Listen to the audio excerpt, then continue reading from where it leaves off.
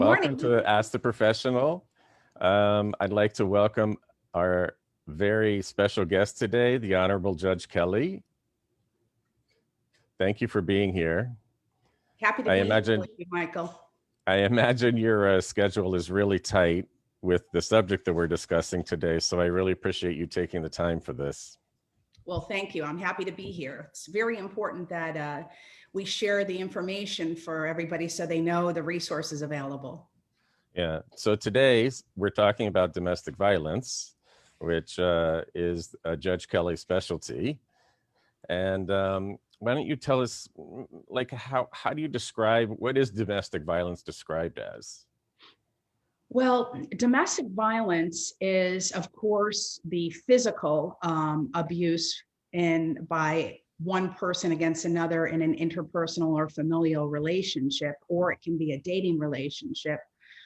So it can be hitting, it can be slapping, it can be pushing, it can be punching, it can be strangling, all of those types of crimes and criminal acts of violence. But it also involves so much more. So in domestic violence relationships, it's really centered on power and control. And many times the abuser uses the violence to maintain control, but also uses a myriad of other types of avenues to maintain control. So oftentimes the abuser will have the entire financial control over a household. The abuser will be emotionally abusive to a victim, calling names, putting somebody down, psychologically abusive. Many times animals, pets of victims are abused, children are abused. So it's a wide-ranging series of acts, events, and omissions, which makes the victim feel powerless and is used by the abuser to maintain control and intimidate. So actually almost anybody can be affected. It's not discriminatory and about who this affects. It affects everybody, young, old, rich, poor, every ethnic background, every race, every gender. So there's nobody spared from, unfortunately, finding themselves in a relationship where there's domestic abuse. Right. Was this something that you had a passion for, or did you just sort of fall in it? I kind of fell in it. When I ran to become a judge, the way that it works for judges, the way that we get placed in our divisions is basically low man or woman on the totem pole gets placed in the openings in the court system. And so at the time that I became a judge, there was a wonderful judge who preceded me as administrative judge. Her name was Judge Amy Karen. And she reached out to me and said, I'd love you to be in the domestic violence division. Would you be interested? And the bottom line is, whether I was interested or not, I was going to be placed there. But I was interested. I was interested in anything. I was so excited that I had become, a member of the judiciary, and I wanted to serve wherever I was needed. That was a long time ago now, Michael. That was 23 years ago. And although I've had the opportunity based on my seniority now, I could basically go to any division and be anywhere that I wanted to sit. I fell in love with the work in the domestic violence division because it proves to be so rewarding to be able to help people every day. And we know we're saving lives. We're really helping kids, elderly, animals. There's just so much. It's so rewarding to know that what you're doing every day helps people. Yeah, people that you work with have actually told me that it's such a passion of yours, that it's turned into, it's not just your job, that they tell me how passionate you are about it and how important it is to you, this subject. It really is. It's I didn't know when I started what I'd see, and actually, at the beginning I was kind of shocked. I'm still shocked by things I see, believe it or not, even after 23 years on the bench. It must be overwhelming, some of the stories that come in front of you. It's truly overwhelming. And I've heard things that, you just don't want to hear about what people are doing to other individuals. And you realize, how man's inhumanity to man can really manifest itself in some horrible relationships. Right. So, yeah, you do hear a lot of bad things, but I have to look at it as a glass half full, not half empty. So we help so many people and so many families that to me, it's just rewarding, and I am really passionate about it. I think I'll do this for the rest of my life. Oh, wow. Now, this show, is basically about the pandemic and how it's escalating, different subject matters. And so I hear that domestic violence is skyrocketing during the pandemic. Yeah, so it's very interesting because when the pandemic first hit back in March, our court stayed open. We never shut for a second. The intake center was open, so anybody could file injunctions on the criminal side. There were still arrests being made, and the state attorney and public defender and private bar still working on cases. But the reality is that people didn't want to leave their homes. And so the numbers of people that came to the court to file for restraining orders went down astronomically by more than 50% during March, April, and May. And we realized, we being our community and the people that work in domestic and family violence, realized we need to get the word out and let people know, hey, the courts are open. The state attorney's office is open. The police can still be called if that's the avenue that you take. And there's services in our community, which is maybe the most important thing, to help anybody and everyone who was suffering from domestic violence or other forms of abuse. But the numbers went way down, but we knew that didn't mean that domestic violence wasn't occurring.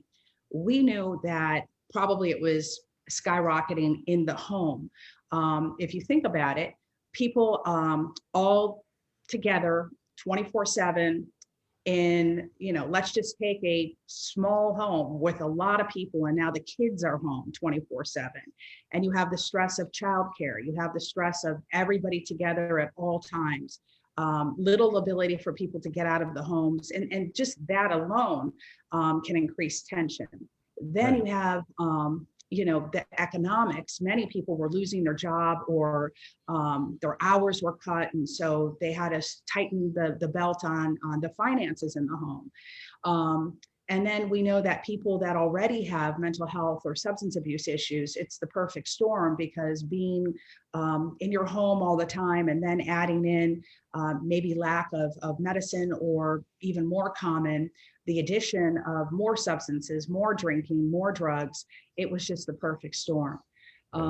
So we were worried. Yeah. Now, how have you been able, have the courts closed down? Are you doing everything virtually? Are you still able to function, or has it been a struggle to function? Well, we never closed down, not for a day. We've been open. We had to radically change everything to keep everybody safe. So our intake center, that's the clerk's office where people can go to file for injunctions. We had to just physically modify it. Well, they had to, because it's the clerk's office. So they put in long tables, and they put in other ways for the clerks to communicate with people coming in to seek restraining orders, to keep them socially distant, had hand sanitizers and all those things, and masks and everything available to keep people safe.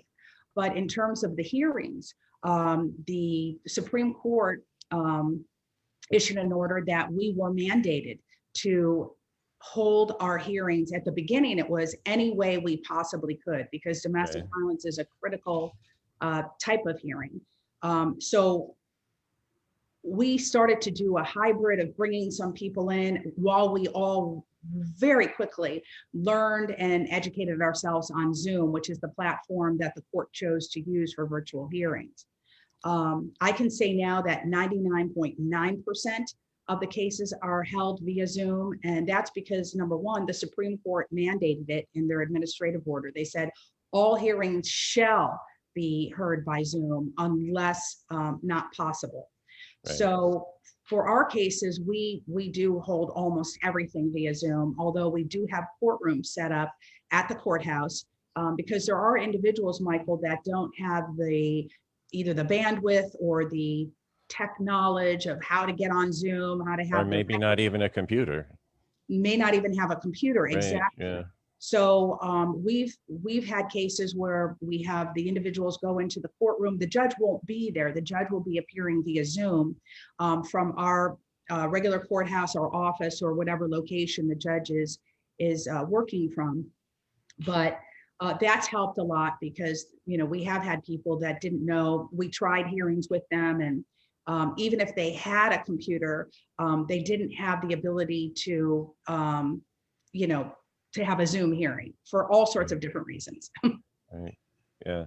So I know you have a lot of resources. What can you tell me a little bit of the process, like how somebody would get to you, or what happened if they're in that situation? What did they do? Sure. Well, number one, the most important thing is for people to know that you're not alone. There's a whole community that's here ready to help you, and we have lots of resources. So let's start with the most important resources, I think, which are our community resources, because Right. Michael, not everybody is ready or at the time where they want to use the court system. That may not be the solution for them at that time.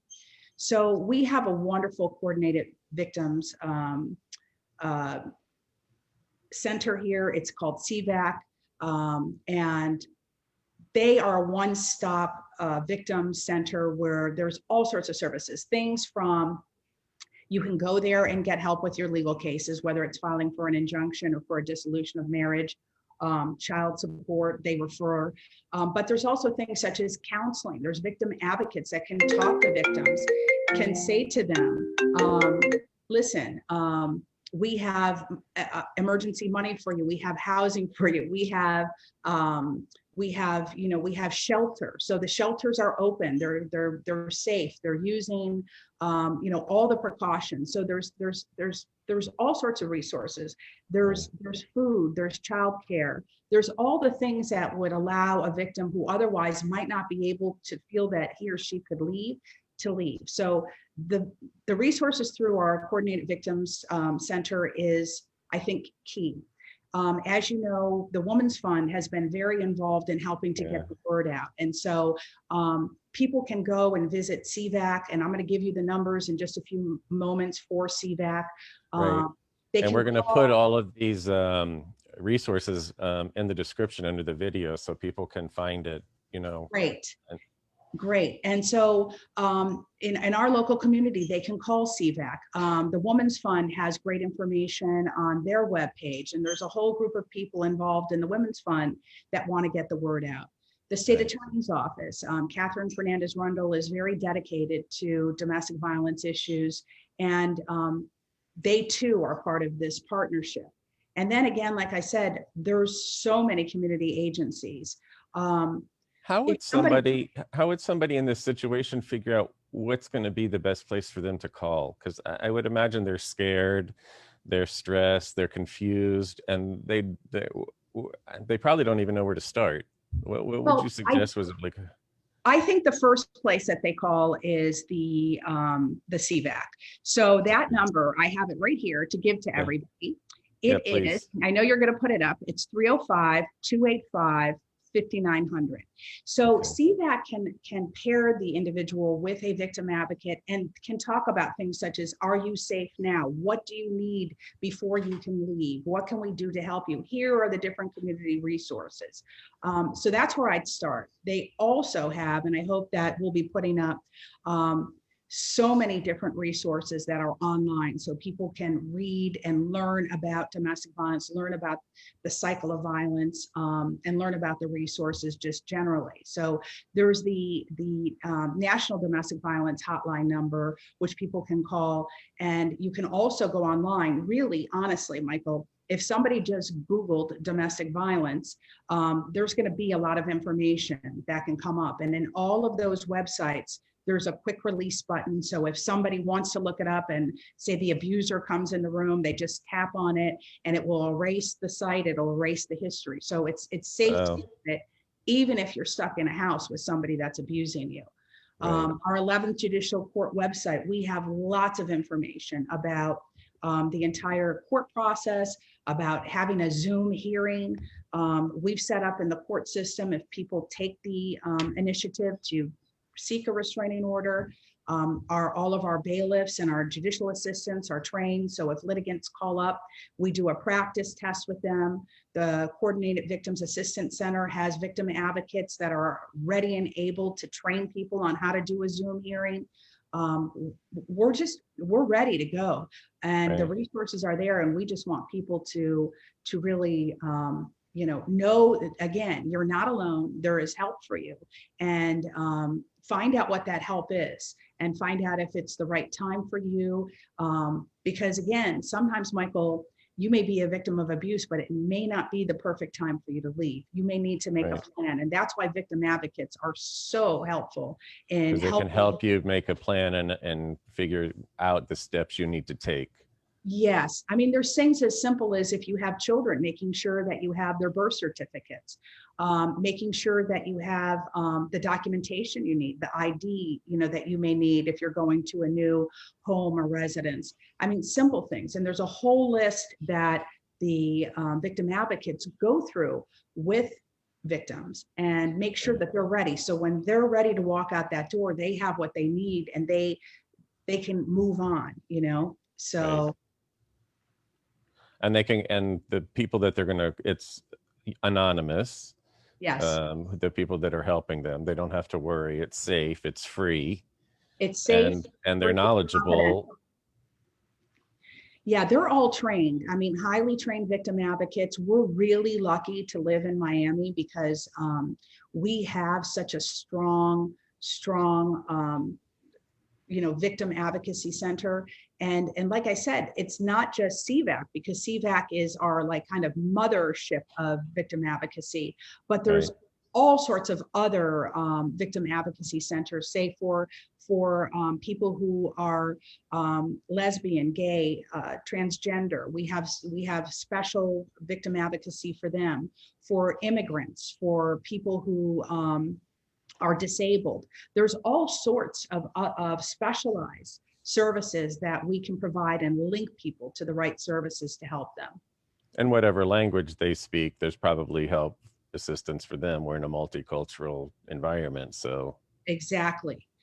We always have Spanish and Creole interpreters, always available, but it's not only those two. So if you speak another language, we use language lines and other things of that nature to make sure that we can communicate effectively with anybody from really anywhere. It may take a little bit longer. It may take an extra day or so, but we have it and we can help. right. Now, are the laws, I'm not up on the laws pertaining to this, but are they really up to date where they're actually helping people and They are. protecting people? They are. So there's two routes in domestic violence. The one is the civil, and the other is the criminal. So the criminal, we'll just start with that. That gets initiated when somebody calls the police. So the police, go out, and they have the duty to investigate and to find out who's the primary aggressor. And if they find that there has been an act of domestic violence, to make an arrest. From there, the state attorney's office takes over. And, our state attorney's office has been dedicated to domestic violence issues since the creation of this court in 1992. So we're really fortunate. So our state attorneys are highly trained. They are dedicated. They're passionate too. In fact, so many of the state attorneys, if they move out of misdemeanors, they move to the felony divisions, and they're just committed to this line of work. So, the criminal side, that I think the laws, I mean, would I change some laws? Yes, but that's not a discussion for today. But I think basically they do.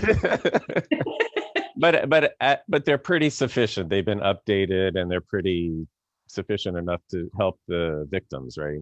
They are. As a matter of fact, just this year, the legislature realized that there's such a correlation between domestic violence and animal abuse that they've now included in all of our civil injunctions that the court can make specific findings about the animal abuse and the placement of animals and keeping abusers away from animals.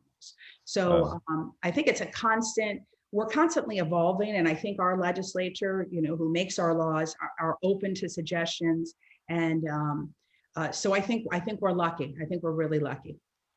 Now, I know, and many different venues within the court system, there's backlogs and people have to wait a long time. And is it a long process to go through your division and get help with this, or? No, it started out, honestly, when we first transitioned from in-person to Zoom, we started to have a backlog because, well, we had to learn Zoom and it was a learning process. So in the first few weeks when the courts were shut down, basically the administrative judges were informed, you have to make your court virtual. Well, that's not that easy with all the players and all the things you have to do when you're used to having a paper file in front of you, or at least a computer with, all of your documentation. And now we're having everything virtual. So we did get backlogged, and we were setting cases out, a month or so in advance, where normally we hear all of these cases within 15 days. The good news is we're caught up. And we are hearing the cases very close to the 15-day time period now. Oops, I'm sorry, I can't hear you. I can't hear you, Michael. I'm sorry. Wait 1 second. Yeah, can you hear me now? Yes, I can. Thank you. Yes, we understand the little Zoom problem that you're having. That's so true. That's every day, right? I lost what I was going to ask you. So are the victims usually in a safe space by the time they get to you, or they're still in a dangerous space, or?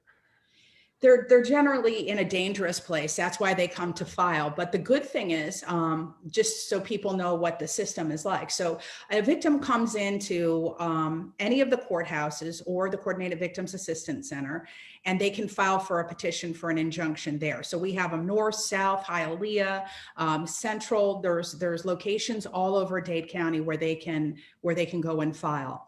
That injunction, once it's filed, and we have a wonderful clerk of courts who helps the victims fill out the forms, that is immediately sent to a judge that's on duty. So our judges are on duty 24/7. We receive those injunctions now. We're getting them, over the internet. The judge reviews it. And if it meets the criteria to receive a temporary injunction, the judge immediately issues that, sends it back to the clerks process it, give a copy to the victim, and it's sent out to the sheriffs for service. So it's,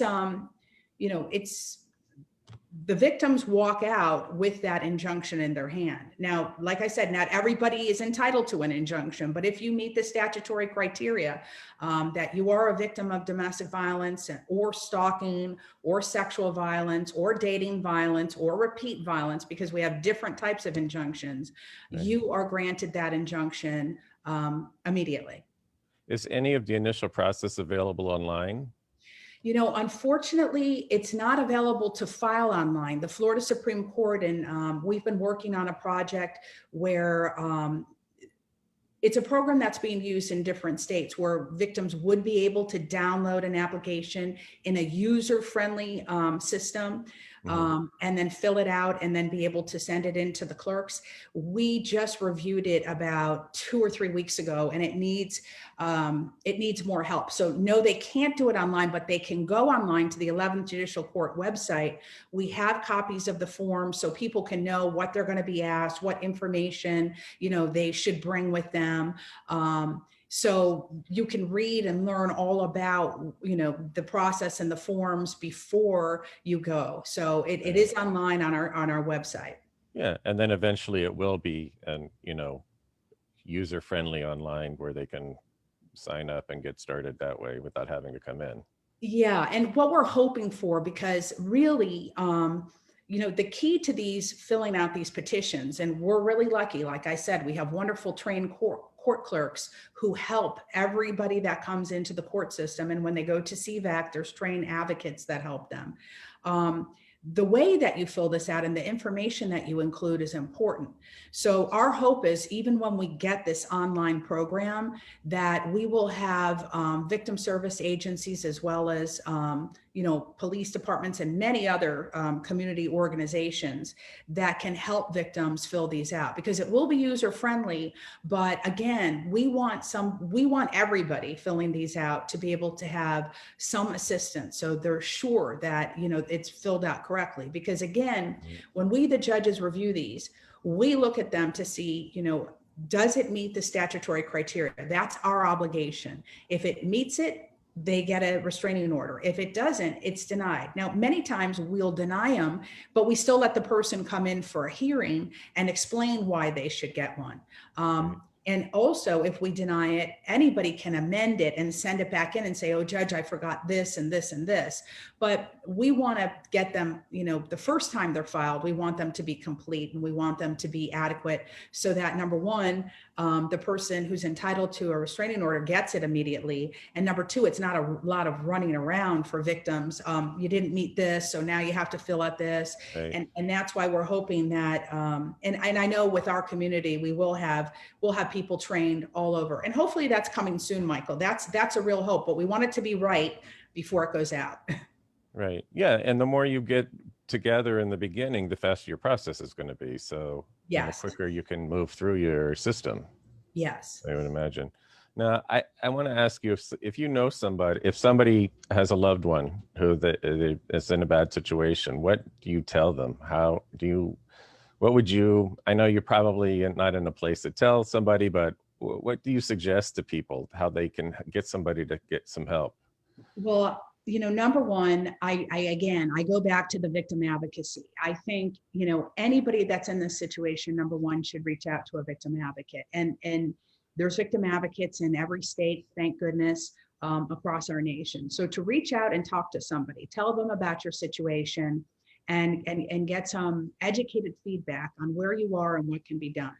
If it's a loved one and they're talking to you about things, I think be supportive about them getting out of that situation, and hanging in there with them, because the average time that it takes a victim to leave before a victim leaves for good is 6 or 7 times. So wow.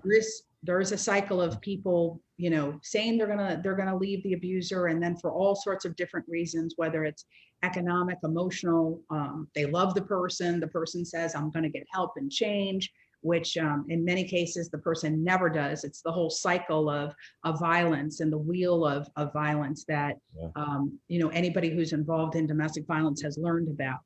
But to be supportive, to steer them and steer them to the right resources, to educate themselves about it. So if you're going to be speaking to somebody, read about it yourself. Take the time to look at all the resources. And I'm so glad you're going to post those, Michael, because there's wonderful local resources.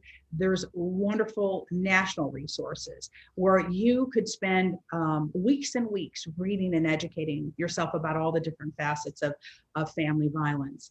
But educate yourself, be supportive, and first of all, get them to a victim advocacy center. Now, if you're in a situation where somebody is being actively hurt, call the police, stop the person from being harmed. Yeah. So. Wow. Well, I wish we had a lot more time to talk about this. But I want to thank you so much. It's a really important subject. Thank you for all that you do, for our community and helping people. I know how important your job is in protecting our community, and to have somebody who's so passionate about it like you are really makes a difference. And, thank you for taking your time. I know you're really busy, and I really appreciate this. Well, Michael, the thank goes to you, because really the fact that you chose to put this on your program, I so appreciate, and so many people appreciate. And I know for sure that from people watching this program, you're going to save lives. People are going to reach out for help, and it's going to make a big difference in our community. So thanks goes to you. And it's been really nice spending this time with you. Thanks. No, I tell everybody, please forward this video. You never know who you're going to help. You never know who's not talking. This is something that's hidden. People don't talk about it. They're afraid. They're embarrassed. And, it needs to be discussed. It needs to be come out in the open. And the more, information people have, the better informed they are and the quicker they can get help and get out of their, situations that aren't healthy. Exactly. Yeah. So thank you again and have a great day. Thank you. You too, Michael. Take care.